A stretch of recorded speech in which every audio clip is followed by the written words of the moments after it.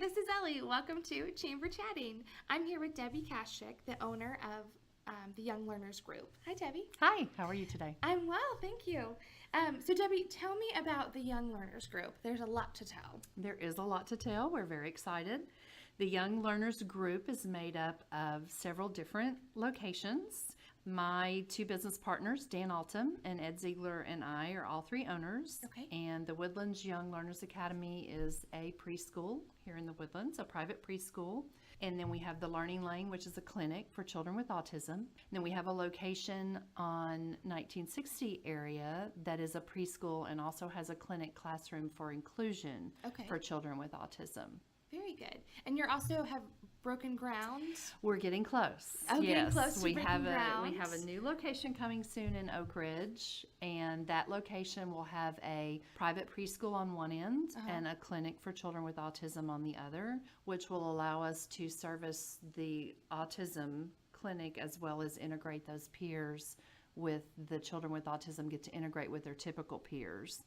Which is a really big deal. Yeah. Okay, so all of your locations have both arms of sort of the mainstream and then serving the yes and no. Okay. So the school out here in the Woodlands, the Twyla, which is the Woodlands Young Learners Academy, that's a typical preschool, but we do have shadowing services available. So if kiddos are ready to go into a typical classroom with support, then we hire a shadow for that child. And basically it's a shadow where the person just kind of steps back and lets the child integrate into the classroom, and it should be hopefully seamlessly. Okay. But if there's a challenge for that child, the shadow can then support that child through the challenge so that they can continue on with their learning. Okay. So I think it's the same thing. The word that I'm familiar with is like a parapro instead of a shadow. Is that sort of the same thing, or? We use the term shadow, but there are para-pros that you do hear of them. I think it's just a terminology. Okay, but kind of the same, right. A similar role. They're just there in case the child needs them. Or but hopefully the goal is the child just integrates with their peers and there's not any difference in their day. But sometimes a challenge can arise and they may remove them, or they may just kind of help them and support them right there in the classroom. And we do limit those so that our day is, it's a successful day for everyone, for the typical peers and for the child that needs the shadow. So we do limit that availability as well so that we don't, distract from everyone's day. Right. Okay, so tell me, that's a unique model that you use, correct? Mm-hmm. Yes, it's very unique. By incorporating both sort of like the typical student and a student experienced autism. So tell me a little bit about maybe why you went in that direction, or where you saw a need. The service the need was there. Yeah. When we realized with our clinic, once the kiddos, our goal is to service them so that they can integrate into any program, whatever their next step might be, whether it's public school, private school, or whatever that might be. But we did realize that is a need for those kids early on so that they have that experience, so that when they do go into their next step, they're more successful. So it's a very different model. We've embraced it and it's been very successful. And also on the typical peer side, the thing that has also come out of that is it's been great for them too. Yeah. They're a lot more accommodating and understanding. And so it's just been an awesome, I guess, surprising model on both sides because we've been able to, help the kiddo with the needs of, struggling with autism and help that child through that struggle, but it's also been a real neat result on the typical peer side as well. Yeah, kind of help facilitating that awareness and compassion and that kind of thing that are things you can't always teach out of a book. Yeah. So I like that. So Debbie, your school or the group is fairly young. When did y'all get started? So we started in 2008 with the Woodlands Young Learners Academy. And that's the preschool piece of it. What makes us different there is our challenging curriculum. We have an enrichment team where those kids rotate from their classroom into gym, PE, music, library, and computer lab, which is different. That doesn't exist in your typical preschools on a regular rotation basis. Right. So that makes that very different, but it also provides those kids get out of that one classroom during the day, but they also have an alternate teacher. And the biggest thing that it does is when we break those kids up into smaller groups, their learning groups are smaller, so they're more effective. Okay. And that allows us to be able to do almost more of a what does this child need program. Very good. Okay, so Debbie, tell me about some of those early days and kind of what it was like to get started, and maybe some of the resources that you used available in our community to launch this back in 2008. Well, the first thing we did was join the chamber. Okay. So we felt that was planned. right. We did not pass it. Right. But we wanted to be more of a business instead of a daycare. Okay. Because we're not a daycare. Yeah. And although we do have the childcare hours, we're open 6:30 to 6:30. There is a focused curriculum day from 8 to 3. Okay. But operating a business, we wanted to be part of the community for sure, and we felt the chamber was a good way to do that. So we joined the chamber, got involved, and met, obviously just wonderful people, and have remained involved ever since. But that was our biggest use of resource, I guess, because when you join the chamber, then you also see other businesses that you can work with in, all kinds of areas. Yeah. So that made it nice for us to be involved in the community, but also have many resources just at our fingertips. Yeah, absolutely. So speaking of your chamber involvements, what are you involved at the chamber? It is a long list. It is a long list. We've enjoyed every minute of it. So early on, I was team leader in different areas: golf, community relations, chairman's ball, and then I served on the board for 3 years and worked with several committees and teams through that board position. And then right now I will move into team leader at Job Fair. Yeah. Dan is doing cards and cocktails. Yep. He's done that for the last couple of years. And then I will also be moving on to Taste as well.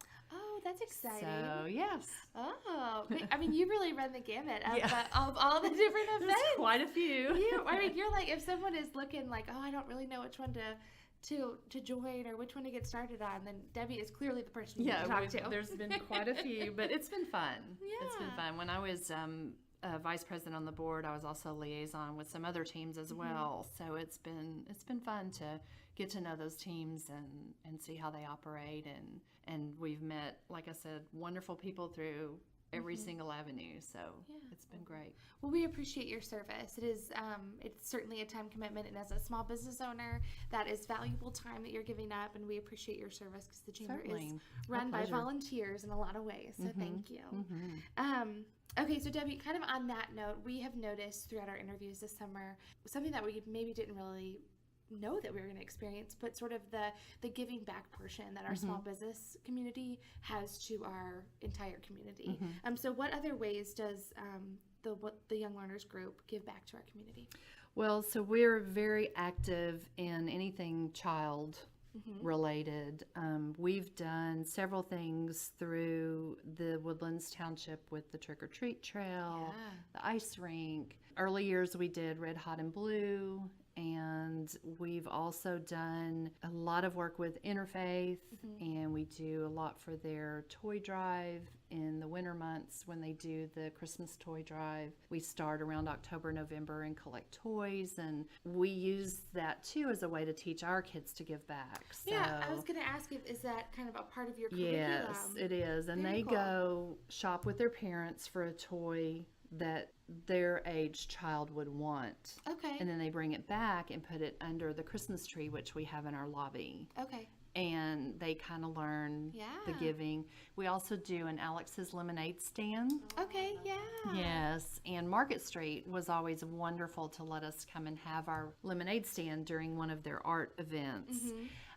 We did it a little bit differently this year because Alex's Lemonade stand changed their National Lemonade Day till June, and there's not really anything going on, so we did still have the lemonade stand, but our kids worked the stand at the school. Okay. And they learn about who Alex was and childhood cancer, and then all of those funds stay in our community too. So we Very feel that that's cool. important as well. Absolutely. So we are very active. Dan and Ed and I, all three, are very active in our children's elementary schools.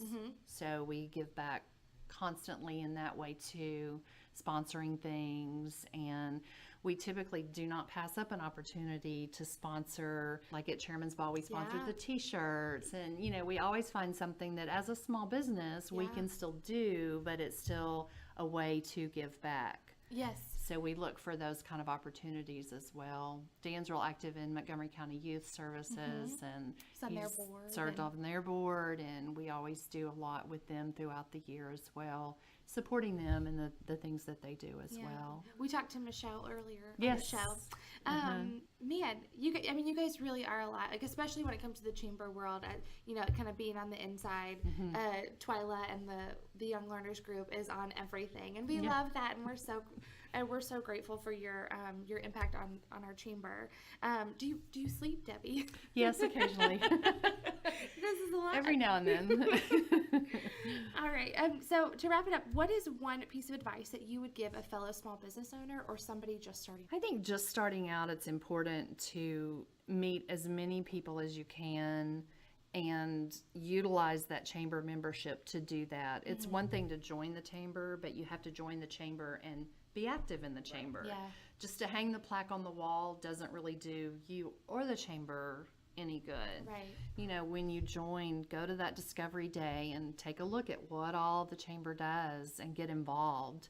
And then once you're involved with a team or several teams, then you start to build those relationships. And you never know, you may not work directly with someone whom you're purchasing a widget from, or they're, Right. but you still build that relationship where at some point, it may come back around where, oh, I know them. I'm going to Yeah. call it, so it's not always an instant thing either, Yeah. where you're expecting to, I'm going to join and sell all this business to these people. Right. It doesn't work that way. It's, you get to know them, and it's almost like a extension of your family, basically, because Totally agree. Early mornings, late nights. that kind of thing. friends that I've met through the chamber, we've remained friends, good friends. Yeah. So it's kind of like that family extension. But to join and not get involved, it's not going to work. But if Yeah. you get involved, then it will work for you. I always recommend that people join teams, especially if their business has something to do with kids or finances Right. or insurance or healthcare Yeah, or you things have to that find are your niche. Yeah, well, especially things that are really personal to people, because that's really where you make those really intense, like more one-on-one relationships. Yes, So those are, definitely. if you're in those kind of industries, that's a perfect place is to join a team, because those are the people you get to know the best, and that's where you get those referrals. So, well, wonderful. Well, Debbie, thank you so much for joining us. Certainly. You have a It's very nice. busy schedule, and I appreciate you squeezing us in and Anytime, my pleasure. teaching us more about what you guys do. And so if anyone is interested in getting involved with the Young Learners Group, or maybe interested in looking at any of the schools or the facilities, where can they go to find you? Well, they can find us on the website, younglearnersgroup.com, and through the chamber. We're Absolutely. listed on everything for the chamber, and those are two easy places to go to find us. Absolutely. Thank you. Well, thank you so much, Debbie, and thanks for joining us. Certainly, thanks for having me. I'm Ellie P. And I'm Holly P. And this is Two Peas in a Podcast, where we tell you what's going on at the chamber this week. So this week, Ellie and listeners, Yes. is Meet the New Members on Tuesday, July 26th from 5:30 to 7:30 at Kelsey Siebold, the Woodlands, right there on Vision Park Boulevard. Yep. It's a complimentary event. It's a really well-attended event as well. Yes. You get to meet all of the new members and hear their commercial and do a lot of networking and have some beverages and cocktails and appetizers and all that good stuff. So come on out Tuesday the 26th from 5:30 to 7:30 for Meet the New Members. It is not one to miss. And right after that is Business After Hours. It's coming up on Tuesday, August 9th from 5:30 to 7:30. And this is going to be hosted at Questback, which is on 21 Waterway Avenue. that is going to be a fun business after hours. So business after hours are always super fun events. They're super lively. They're packed out. It is a complimentary event. You don't need to RSVP. Just come and come early and have a great time. But we're excited to learn more about QuestBack and what they have to offer. And I want to remind people, when you come to these networking events, bring your business cards. Yes. There were so many people at the last event that I was at that they were like, oh my gosh, I totally gave out my last one. And I'm like, oh. So bring your business cards, people. And because they do raffles. So that's right, yes. Bring a raffle to business after hours and make a new friend that way, because people are pumped about that. Even if it's a bottle of wine and just, tape your business card on it, people love it. Mm-hmm. So bring a business card to put on your raffle item, to put in the hat to win a raffle item, and to share with everyone around you. So don't miss it. All right, so this is Ellie P. This is Holly P. And this is Two Peas in a Podcast. Thanks for joining us.